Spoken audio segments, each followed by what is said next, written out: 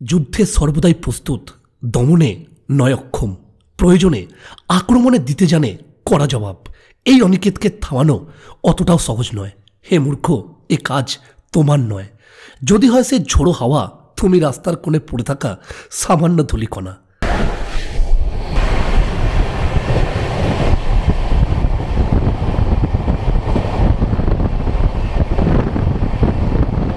ভাবতে পারছেন, মুখের কথা কিন্তু নয়। 1455 কিলোমিটার রাস্তা কমপ্লিট করছে 18 ঘন্টায়।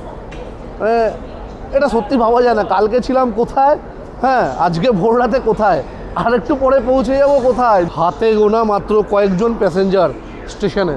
দেখুন ভাই, ট্রেনের গেটের কাছে দাঁড়াই, ট্রেন কখন ছেড়ে দেবে, শেষে হবে আরেক মুশকিল। বাংলা যখন সূচিপত্রের প্রায় সর্বোচ্চ স্তরে তীব্র তাপপ্রবাহের কর্মকাণ্ডের টানাপড়নে নিজে জ্বলন্ত এক শিকার, ঠিক করেছিলাম আমরা তখন বেরোবো দিল্লি সহ ভূস্বর্গ কাশ্মীর ভ্রমণে, যার শুরুটা হবে সবচেয়ে দ্রুততম ট্রেন রাজধানী এক্সপ্রেসের ফার্স্ট ক্লাসে বসে। নাইবা থাকলো মিল্ক টি, নাইবা থাকলো গ্রিন টি, নিয়ে হাতে এক কাপ চা, অনলি লিকার। গল্পের শুরু আরও কয়েক ঘন্টা আগে আমার শহর বর্ধমান থেকে।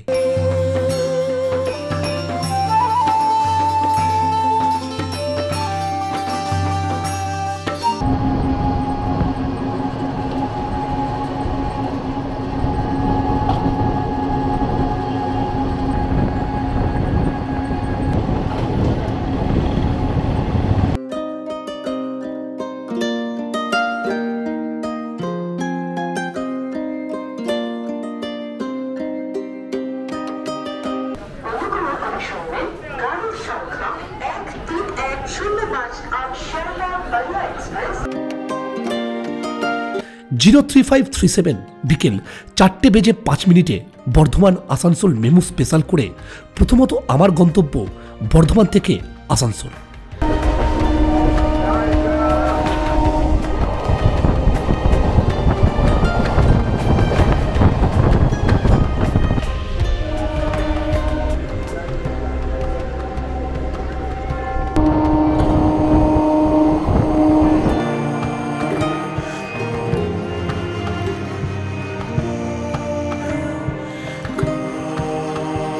আমার প্রত্যেক প্রিয় দর্শক বন্ধু সকলকে জানাই good evening from Asansol junction. যারা আসানসোল থেকে এই এক্সকারশনিস্ট অনিকেত ট্রাভেল চ্যানেল যে পরিবার, তার সদস্য রয়েছেন, তাদের জানাই আজ কিন্তু আপনাদের এই হোমটাউন থেকে শুরু হচ্ছে কাশ্মীর ভ্রমণ সিরিজের প্রথম পর্বের মূল গল্প। শুরু থেকেই ভালো হচ্ছে, কারণ বর্ধমান লোকাল এসে দাঁড়িয়েছিল এই 4 নম্বর প্ল্যাটফর্মে। আর জাস্ট কিছুক্ষণ আগে অ্যানাউন্স হলো ট্রেন নাম্বার 12313, আজ আমি যেটা যাত্রা করছি শিয়ালদা টু নিউ দিল্লি রাজধানী এক্সপ্রেস, এই 4 নম্বর প্ল্যাটফর্মে আসছে। তো কিছুটা পেছনে নেমেছিলাম, জাস্ট একটু এগিয়ে আসতে হলো। এই যা ট্রেনের অ্যাকচুয়াল টাইম আসানসোল জংশনে 7:16, সন্ধ্যে 7:16। এখন বাজছে 7:14। আমাকে কিছুটা এগিয়ে যেতে হবে, কারণ আমার কোচ আজকে রাজধানী এক্সপ্রেসে ফার্স্ট এসি। প্রথমবার রাজধানী এক্সপ্রেসে জার্নি করতে যাচ্ছি, তো প্রচণ্ড এক্সাইটেড। প্রত্যেকটা খুঁটিনাটি তথ্য রাজধানী এক্সপ্রেস ট্রেন সম্বন্ধে বিস্তারিত এবং রাজধানী এক্সপ্রেস ট্রেনের খাওয়া দাওয়া সমস্ত কিছু শেয়ার করব এবং জানাবো আপনাদের। ব্যাস এই পর্যন্ত, এখানেই H1।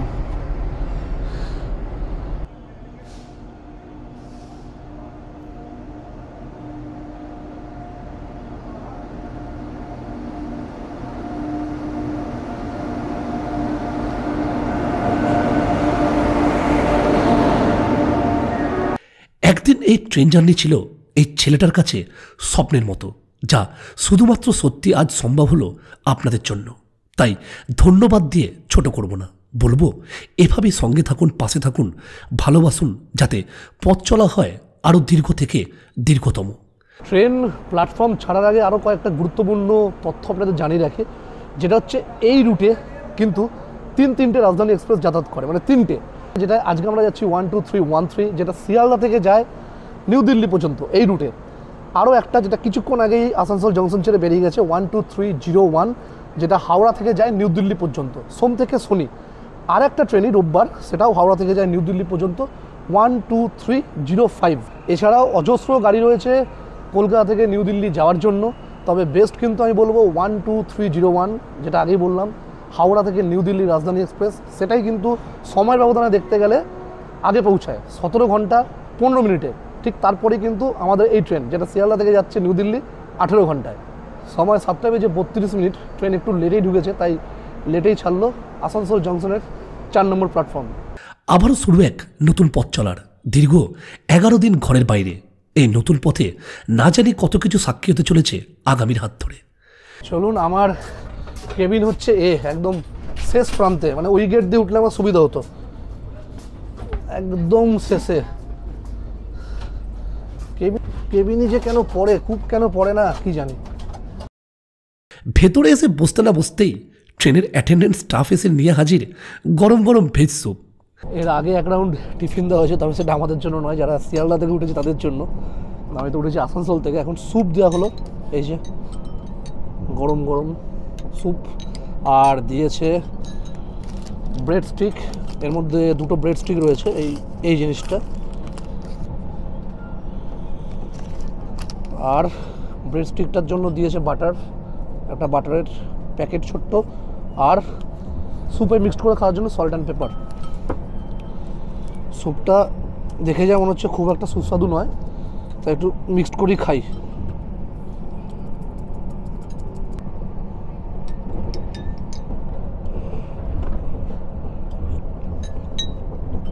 প্রথমেই বলেছিলাম দেখে খুব একটা মানে সুস্বাদু মনে হলো না, ঠিক তাই, খুব একটা টেস্টফুল নয়,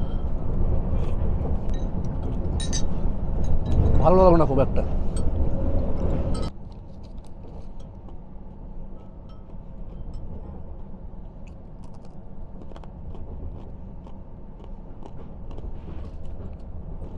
ট্রেনের পরবর্তী স্টপেজ কিন্তু ধানবাদ। সময় নির্ধারিত সময়, মানে সঠিক সময় যদি ট্রেন প্ল্যাটফর্মে ইন করে তাহলে সেটা 8:20।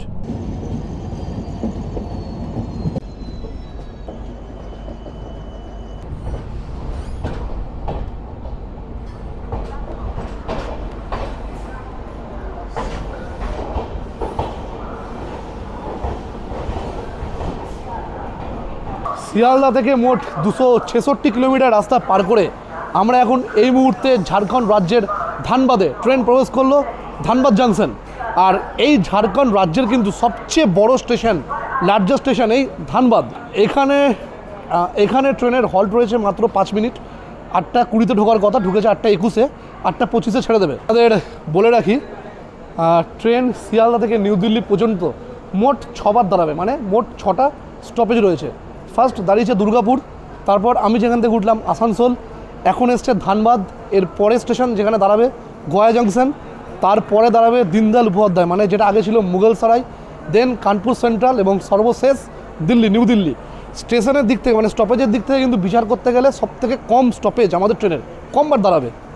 আর আগে যেটা বললাম হাওড়া রাজধানী, মানে যেটা আমাদের আগে বেরিয়ে গেছে হাওড়া থেকে নিউ দিল্লি ছাড়ে, সেটা কিন্তু রয়েছে 7খানা স্টপেজ।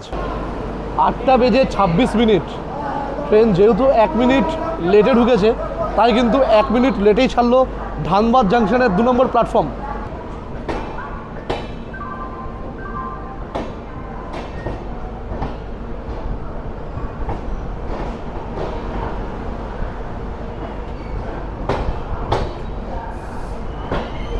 আচ্ছা, আমি আজকে ট্রাভেল করছি কেবিনে। কেবিন মানে কিন্তু 4টে বার্থ থাকবে, এই যে দেখছেন, একটা, আর নিচে একটা, 2টো, আর এদিকে 3টে, নিচে আরেকটা, সেম 4টে বার্থ। কূপ মানে হচ্ছে কেবিনের অর্ধেক, মানে 2টো বার্থ থাকবে কূপে। কূপ পেলে ভালো হতো, কূপ পাওয়ার ইচ্ছে ছিল, যাই হোক কূপ যেহেতু হলো না, কি করা যাবে। বলে রাখি, আপনারা যখন টিকিট কাটবেন, টিকিট কাটার সময় কিন্তু কেবিন, কূপ দুটোরই অপশান পাবেন। ফার্স্ট এসিতে কিন্তু যখন টিকিট কাটা আপনার কমপ্লিট হয়ে যাবে, শুধু টিকিটে লেখা থাকবে, মানে অনলাইন অ্যাপসের মাধ্যমে আপনি দেখতে পারবেন, বা টিকিট যেটা প্রিন্ট আউট হবে সেটা তো লেখা থাকবে, কিন্তু কনফার্ম ট্রেন ছাড়ার কয়েক ঘন্টা আগে আপনি স্ট্যাটাস জানতে পারবেন যে আপনার কোথায় কনফার্ম সিট রয়েছে, এটা কেবিন না কূপ। ঘন্টাখানেক আগে মানে কিন্তু ট্রেন যেখান থেকে ছাড়বে, মানে এই ট্রেনটা যেমন ছেড়েছে শিয়ালদা থেকে ওই 4:50 ছেড়েছে, আমার কাছে এসছে 3:15-20 নাগাদ। ওই ঘন্টাখানেক আগে আপনি কনফার্ম আপনার বার্থ, আপনার জন্য কোন বার্থ অ্যালোটেড হয়েছে সেই SMS পেয়ে যাবেন। এটা শুধুমাত্র কিন্তু ফার্স্ট এসির ক্ষেত্রেই হয়, আর ফার্স্ট এসিতে কোনো তৎকাল টিকিট হয় না। এটা আপনাদের বলে রাখা অবশ্যই প্রয়োজন। এর আগে আমাকে অনেকে কোশ্চেন করেছেন। নর্মাল যেরকম থাকে এখানে বেডশিট দেওয়া আছে, তো দুটো বেডশিট আর একটা হ্যান্ড টাওয়াল, এটা মিরর। আর এখানে দেখুন এই যে সুইচগুলো দেওয়া আছে, আলোর সুইচ তো আছেই, এই যে এইটা যে দেখছেন বেলের সুইচ, এই বেলটা মানে এই সুইচটা প্রেস করলে কিন্তু অ্যাটেন্ডেন্ট চলে আসবে না, ওদের ওখানে বেল বাজবে, বেল শুনতে পেলেই ওরা আপনার কেবিনে চলে আসবে আপনার কী প্রয়োজন রয়েছে জানার জন্য। হেল্পলাইন নাম্বার দেওয়া আছে, নিচেরটা এসির কোনো প্রবলেম হলে এই নাম্বারে ফোন করতে পারেন, ফোন করে কথা বলে নিতে পারেন। আচ্ছা, এটা হচ্ছে 3, 4, এদিকে সিট নাম্বার হচ্ছে 1, 2, এই 2 এই বাসটা আমার আপার বাসটা। আচ্ছা, প্লাগ পয়েন্ট রয়েছে দুটোই। এটা সম্ভবত আমার দেখে মনে হচ্ছে মানে পুরনো ধাঁচের কোচ, কারণ কালকা মেলে যখন জার্নি করেছিলাম 4টে প্লাগ পয়েন্ট ছিল, ওপরে দুটো নিচে দুটো। যেমন এই যে রুডি ল্যাম্প কিন্তু 4টেই রয়েছে, এটা প্রেস করলেই লাইট জ্বলবে, আপনার প্রয়োজন আপনি বই টই কিছু পড়ছেন বা কোনো কাজ করছেন সেক্ষেত্রে আপনি এটা ব্যবহার করতে পারেন। এখানেও রয়েছে একটা, ওপরে রয়েছে এই যে দুটো, এটা সিটে আমার জন্য রয়েছে 3টে, এই সিটে রয়েছে এই যে 4টে। প্লাগ পয়েন্টটা আর কিছু থাকলে ভালো হতো, মাত্র 2টো 4টে প্যাসেঞ্জারের জন্য, এটাই একটু অসুবিধে। আর এই যে বাসটা দেখছেন এটা কিন্তু আপনি চাইলে এরকম ওপরের দিকে মানে এই যে ঠিক আমার বাসটা যেরকম করা আছে এরকম ফোল্ড করে রাখতে পারেন, তাহলে নিচে অনেকটা স্পেস পাওয়া যায় বসার জন্য। এমনিতেও জায়গা অনেক বেশি এবং হাইটও যথেষ্ট উপরে, এই যে দেখুন এটার থেকে এটার হাইট যথেষ্ট উপরে, অসুবিধা খুব একটা কিছু হবে না। আর এই যে লোয়ার বার্থটা আছে এটা কিন্তু ডবল বার্থ, আপনি যখন নিচে বসবেন কমফোর্টেবলভাবে বসার জন্য কিন্তু এই বার্থটাকে উপরের এই বার্থটাকে তুলে দিতে পারেন, চাইলে এখন আপনি হেলান দিয়ে বসতে পারবেন। বালিশ দেওয়া হয়েছে প্রত্যেক বার্থের জন্য একটা করে, এবং ব্ল্যাঙ্কেট দিয়েছে, এই যে কভার দেওয়া ব্ল্যাঙ্কেট। এটাই তফাৎ সেকেন্ড এসি আর থার্ড এসির সঙ্গে ফার্স্ট এসিতে এরকম রাজধানী এক্সপ্রেস আমি দেখলাম খুব সুন্দর ব্ল্যাঙ্কেট যেটা দেওয়া হয়েছে সেটা কভার দিয়ে দেওয়া হয়েছে, মানে এই কভারটা ওরা জাস্ট ওয়াশ করলেই হয়ে যাবে, ব্ল্যাঙ্কেটটা প্রয়োজন নেই ওয়াশ করার। এটা খুব ভালো সিস্টেম। ওদিকে হ্যাঙ্গার রয়েছে, আপনি চাইলে আপনার কিছু প্রয়োজনীয় টুকটাক ছোটোখাটো ব্যাগ খাবার দাবার রাখতে পারেন ঝুলিয়ে। ওপরের বাড়তে দেখুন সিস্টেমটা খুব সুন্দর, মানে পড়ে যাওয়ার কোনো ভয় নেই, মানে এতটা বড় জায়গা এবং এই যে একটা সাপোর্টিং রড দেওয়া আছে, তো এটাতে খুব একটা অসুবিধে হবে না ওপরে শুতে। এবং স্পেসটা দেখুন যথেষ্ট চওড়া, মানে সেকেন্ড এসি থার্ড এসিতে যেরকম থাকে বার্থগুলো একটু এর থেকে সাইজটা ছোট হয়, তো এখানে কিন্তু সেটা নয়। মানে সঙ্গে যদি কোনো ছোট বাচ্চা থাকে আপনাদের তাহলে কিন্তু সেই ছোট মানে বাচ্চাও এখানে এবং বড় একজন ভালোভাবে থাকতে পারবেন। দেখুন ওপরের বার্থে ওঠানামার জন্য সিঁড়ি করা রয়েছে, আপনি অনায়াসে এই সিঁড়ি দিয়ে কিন্তু ওপরে বার্থ থেকে নিচে, নিচ থেকে ওপরে বার্থে ওঠানামা করতে পারবেন। আর এই যে ডোরটা এটা কিন্তু স্লাইডিং ডোর, হ্যাঁ লক সিস্টেম রয়েছে, এই লক হয়ে গেল, মানে পুরোপুরি লক কিন্তু নয়, আপনাকে এইবার কিন্তু লক হয়ে গেল পুরোপুরি। স্লাইডিং ডোর আপনার প্রয়োজন মতো আপনি ব্যবহার করতে পারবেন টেনে, দরজা টেনে। পুরনো কোচ এই জন্যই বলছি কারণ এখানে আমি যেটা দেখলাম এই দরজার উপরে ওয়াশরুম স্ট্যাটাসটা দেখা যেত। কালকে মিলে যখন আমি ফার্স্ট এসিতে ট্রাভেল করেছিলাম, জার্নি করেছিলাম, তখন কিন্তু খুব সুন্দর ওয়াশরুম স্ট্যাটাসটা দেখা যায়, এখানে শো করে, এখানে কিন্তু এটা নেই। তাই দেখেই আমার ওই জন্য মনে হলো কোচটা কিন্তু সেই পুরোনো আমলে একই কোচ চলছে, মানে আর পরিবর্তন করা হয়নি।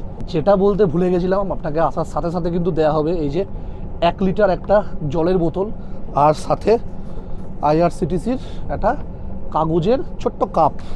তো এরপরে যেটা আপনি নেবেন জল, সেটা কিন্তু আপনার বাড়তি পয়সা লাগবে, মানে এরপরে যে জলটা আপনারা অর্ডার করবেন। রেলের অ্যাটেন্ডেন্ট স্টাফ দ্বারা কেবিনের ভেতর সময় মতো পরিষ্কার পরিচ্ছন্নতা নিয়ে কোনো রকম ত্রুটি ছিল না। চলুন এবার দেখে নিই এই রাজধানী এক্সপ্রেসের ফার্স্ট ক্লাস এসির ওয়াশরুম অর্থাৎ বাথরুম ঠিক কিরকম। একদিকে ওয়েস্টার্ন, একদিকে ইন্ডিয়ান, দুরকম ব্যবস্থাই রয়েছে। এছাড়াও নর্মালি যা কিছু থাকে যেমন হ্যান্ড শাওয়ার, হ্যাঙ্গার, বেসিন, সব কিছুর ব্যবস্থা ঠিকঠাক। বাইরেও একটা আলাদা বেসিন রয়েছে এবং তার নিচে রয়েছে ডাস্টবিন, তাই নোংরা আবর্জনা এদিক ওদিক না ফেলে প্রয়োজনে ডাস্টবিন ব্যবহার করুন। এরপর সব থেকে দেখে যেটা আশ্চর্য লাগলো, দেখুন স্নানের জন্য রয়েছে আলাদা বাথরুম, যেখানে গিজার, ঠান্ডা ও গরম জল বেরোনোর জন্য দুরকম কল এবং স্নান করার জন্য জায়গা যথেষ্ট বড়।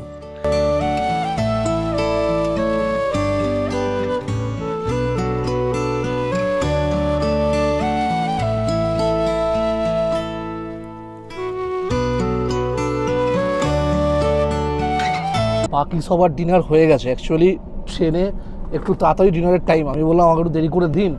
স্যুপ খেলাম উঠে 8টা নাগাদ, 8টার একটু আগে। আবার ডিনার কী করে 8:30 হয় বলুন তো, মানে অ্যাকচুয়াল টাইম হচ্ছে 8:30 ডিনারের। আচ্ছা কী কী দিয়েছে একটু প্রথমে দেখে নিই। প্লেটে এটা দিয়ে গেছে 2টো চামচ সম্ভবত, একটা কাটা একটা নর্মাল, হ্যাঁ 2টো চামচ দিয়েছে। এটা হচ্ছে রুটি, খাবার দাবার কিন্তু বেশ গরম, রুটিটা হাত দিলাম, রুটিটা কিন্তু দারুণ গরম। এই হচ্ছে দিয়েছে রুটি, সঙ্গে ইউজ করার জন্য টিস্যু পেপার লাস্টে। এটা হচ্ছে প্লেট, আপনাকে এটা দিয়ে খাওয়া দাওয়া করতে হবে। সব কিছু কিন্তু খুব সুন্দর ফয়েল দিয়ে প্যাক করা। এটা এই যে ছোট্ট বাটিটা যেটা দেখছেন, 1 বাটি রাইস, জিরা রাইস, জিরা দেওয়া আছে। আচ্ছা এটা দিয়েছে হচ্ছে সেম বাটির সাইজ,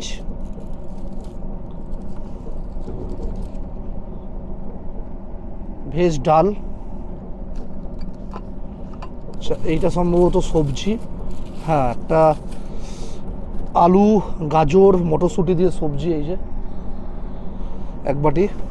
আর রয়েছে আচার।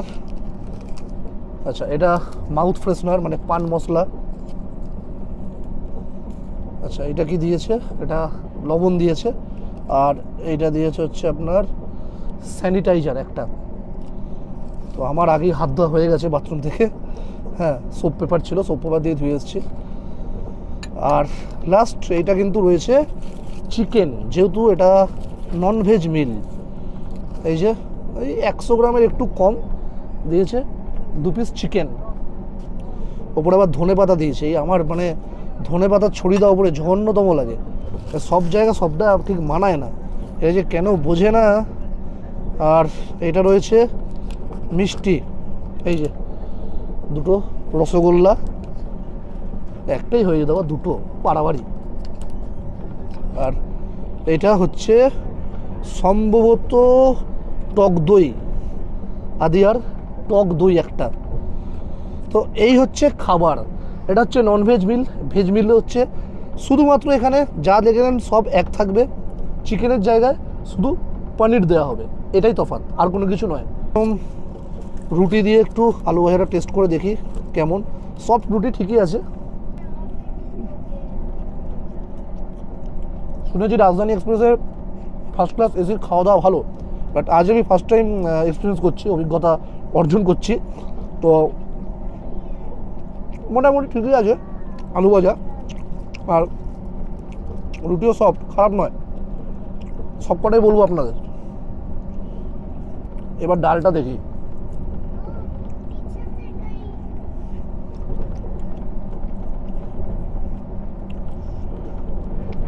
অল্প একটু ঝাল রয়েছে, হালকা হালকা, না বললেও চলে। এবার টেস্ট করবো চিকেনটা। সামান্য ভাত, এতটা ভাত লাগবে না আমার, মোটামুটি যা ভাত দিয়েছে মানে সঙ্গে বাচ্চা থাকলে হয়ে যাবে, আর লাগবে না। তবে যদি আপনার প্রয়োজন হয় আপনারা ওদের যেটা বলবেন এক্সট্রা ওরা দিয়ে যাবে, তার জন্য কোনো কিন্তু পয়সা মানে আলাদা কোনো পয়সা দিতে হবে না। চিকেন দেখি ঝোলটা কেমন করেছে। আচ্ছা চিকেনের যে 2 পিস চিকেন দিয়েছে, দুটোই কিন্তু বোনলেস। অনেকে হাড্ডি পছন্দ করে না, কিন্তু আমার হাড্ডিটাই বেশি ভালো লাগে। চিকেন খাবো হাড্ডি পিস, আর মটন খাবো সলিড, কারণ মটনের হাড্ডি খাওয়া যায় না।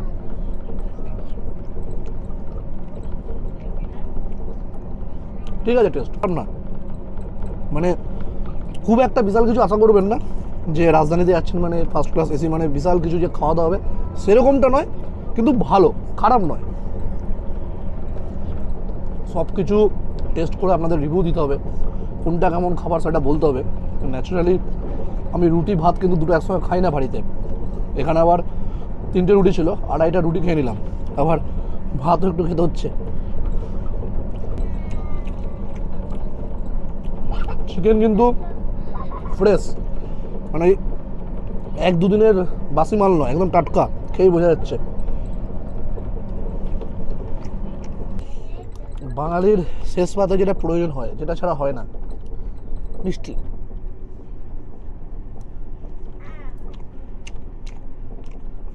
শিওর কলকাতার মিষ্টি, দারুণ।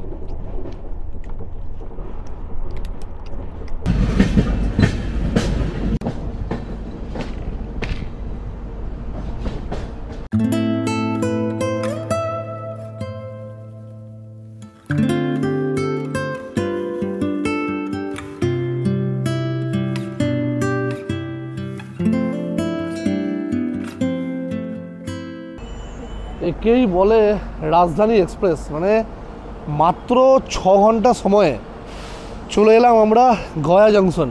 শিয়ালদা থেকে 464 কিলোমিটার রাস্তা সম্পূর্ণ হলো। এই যে দেখুন গয়া জংশন, দারুণ দারুণ ট্রেন টানছে কিন্তু।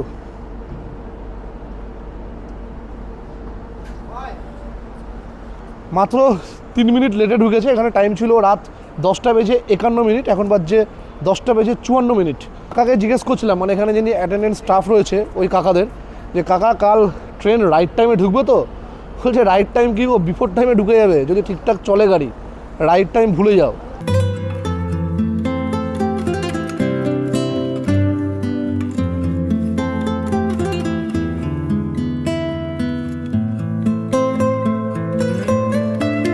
বাড়িতে মারি যতই ফাঁকি, ঘড়ি দেখে বুঝলাম রাত পার হয়ে ভোর হতে এখনো ঢের বাকি।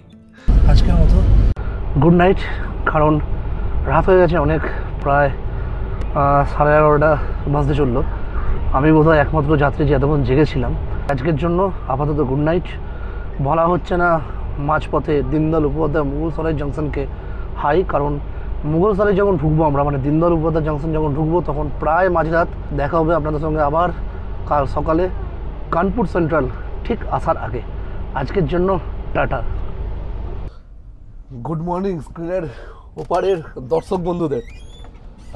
আমি বোধহয় একমাত্র একা যে ভোরবেলায় উঠেছি, এখনও ট্রেনের বাকি সব প্যাসেঞ্জার ঘুমোচ্ছে। যারা নামবে কানপুর সেন্ট্রালে তারা কানপুর ঢুকছে। ঘড়িতে বাজছে এখন 5:09। এতটাই আগে ঢুকে গেছিলো, আউটারে দাঁড়িয়ে গেছিলো, জাস্ট আউটার থেকে ছাড়লো এখন। অ্যাকচুয়াল টাইম কিন্তু 5:21, তাতেও বিফোর টাইমে ঢুকবে। 5:10 মধ্যে ঢুকে যাবে মনে হচ্ছে, দেখা যাক। এই দেখুন আউটার দিয়ে যাচ্ছে, অন্ধকার পুরো, কিচ্ছু দেখা যাচ্ছে না। আর বাইরে কিন্তু বেশ ভালো রকম ঠান্ডা আছে, দেখাচ্ছে 16 ডিগ্রি সেন্টিগ্রেড তাপমাত্রা এখন।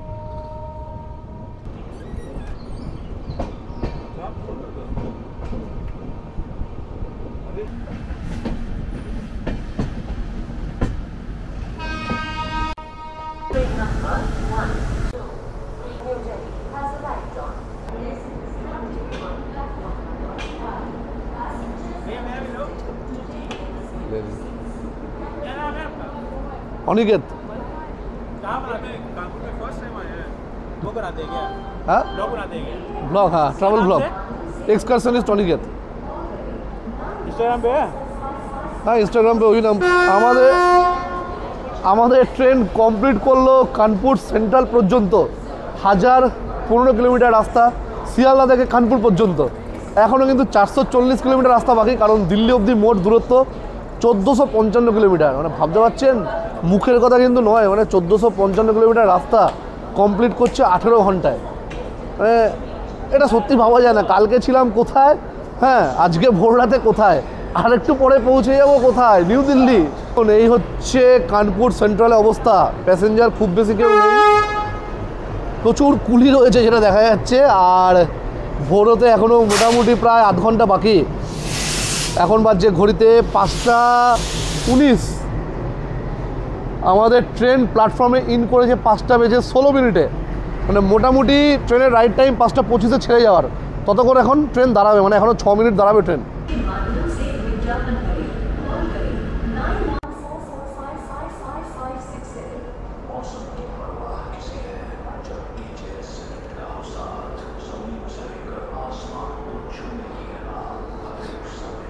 হাতে গোনা মাত্র কয়েকজন প্যাসেঞ্জার স্টেশনে। দেখুন ভাই, ট্রেনের গেটের কাছে দাঁড়াই, ট্রেন কখন ছেড়ে দেবে, শেষে হবে আরেক মুশকিল। 5:25।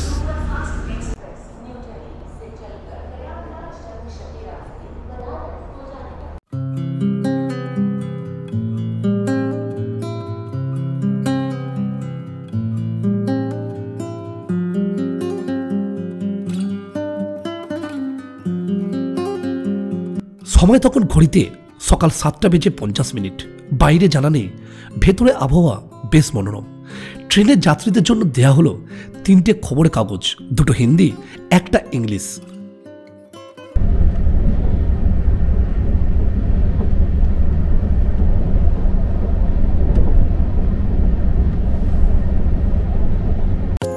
সাথে বেড টি, চা বানানোর জন্য টি ব্যাগ সহ বিভিন্ন সরঞ্জাম। ও হ্যাঁ, একটা কুকিজের প্যাকেটও ছিল। মিল্ক পাউডারের কোনো রকম প্রয়োজন নেই, তাই ওই বস্তুটিকে সাইডে রেখে 1 কাপ গরম জল সহ অনলি টি ব্যাগ মিশ্রিত লিকার চা।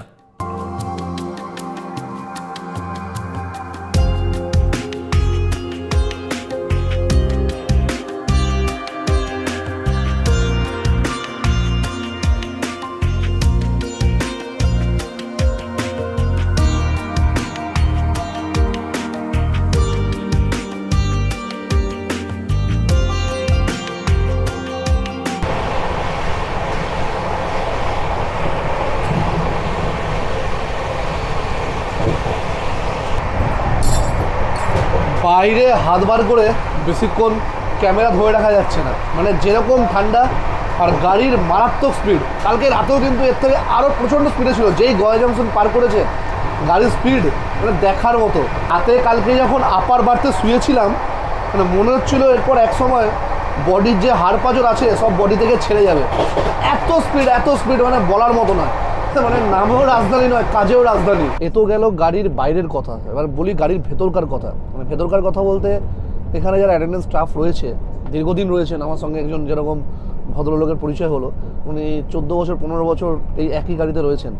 যাই হোক, ওনাদের ব্যবহারও খুব ভালো। যখন যেমনটা চাইছি, যখন যেমনটা মানে প্রয়োজন হচ্ছে, তখন তেমনটা ওনারা এনে দিচ্ছেন, সাহায্য করছেন। স্টাফরা খুব ভালো, অসুবিধা কিছু নেই স্টাফদের নিয়ে।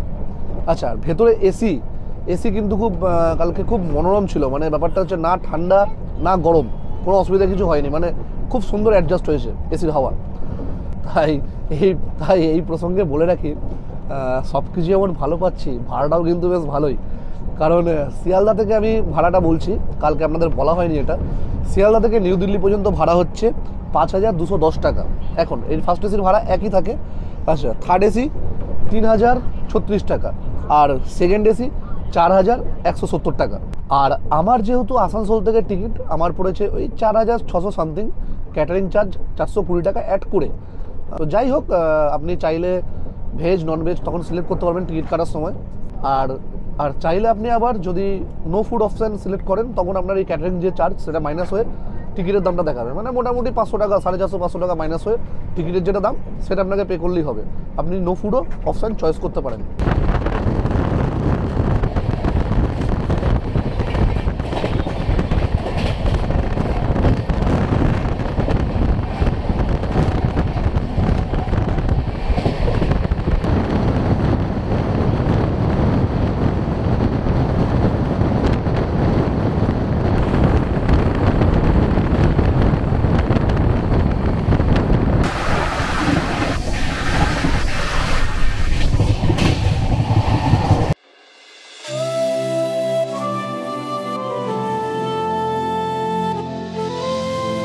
ঘড়িতে সকাল 8:30 বাজতেই আবারও টেবিল সাজিয়ে দেওয়া হলো ব্রেকফাস্টের জন্য। গরম গরম মিল্ক দিয়ে গেল। এই যে কর্নফ্লেক্স রয়েছে, কর্নফ্লেক্স দিয়ে খাওয়ার জন্য দিয়েছে একটা কলা। আচ্ছা, ব্রেকফাস্টও কিন্তু চা রয়েছে, চাটা পরে দিয়ে যাবে। আচ্ছা, এখানে রয়েছে চামচ, ছুরি, এটা ওই বাটার লাগানোর জন্য পাউরুটিতে, আর একটা কাঁটা চামচ, 3টে। এটা বাটার। আচ্ছা, ব্রাউন ব্রেড দিয়েছে, সম্ভবত 2 পিসই রয়েছে। আর এগুলো কি দিয়েছে,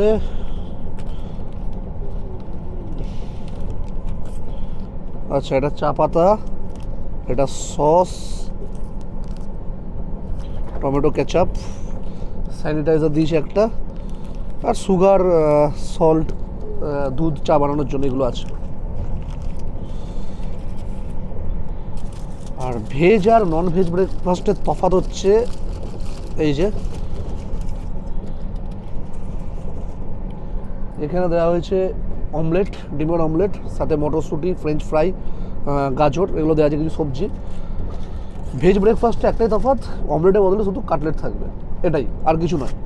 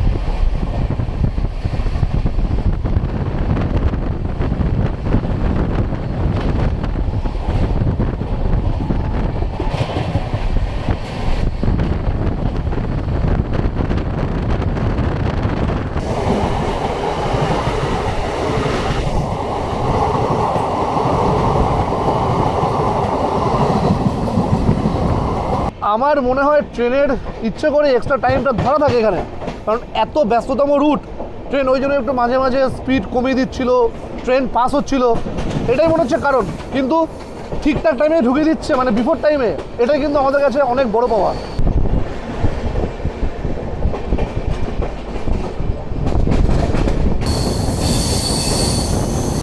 দূর থেকে দেখা পেলাম শহরের রাস্তাঘাট।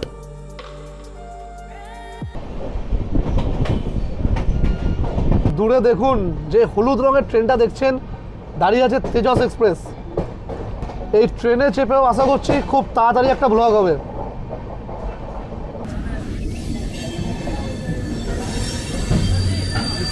সম্পূর্ণ হলো এবারের মতো রাজধানী এক্সপ্রেসের জার্নি। সম্পূর্ণ হলো শিয়ালদা থেকে নিউ দিল্লি পর্যন্ত 1455 কিলোমিটার রাস্তা।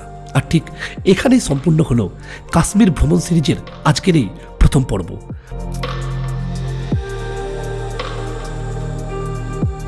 আজ আমার নাইট স্টে এই নিউ দিল্লি রেল স্টেশনের কাছাকাছি যে কোনো একটা ভালো পরিষ্কার পরিচ্ছন্ন হোটেলে। তারপর আবারও 24 ঘন্টার কম সময়ের ব্যবধানে আমাকে ফিরে আসতে হবে এই নিউ দিল্লি স্টেশনে। যে গল্প অভিজ্ঞতা শেয়ার করব আপনাদের সঙ্গে এই ভ্রমণ সিরিজের আগামী 2টি পর্বে। আজকের মতো এ পর্যন্তই। ফিরে আসছি দিল্লি হোটেল সহ দিল্লি শহরকে নতুনভাবে ঘুরে দেখার জন্য নতুন গল্প নিয়ে আগামী পর্বে। ততক্ষণ ভালো থাকবেন, সুস্থ থাকবেন।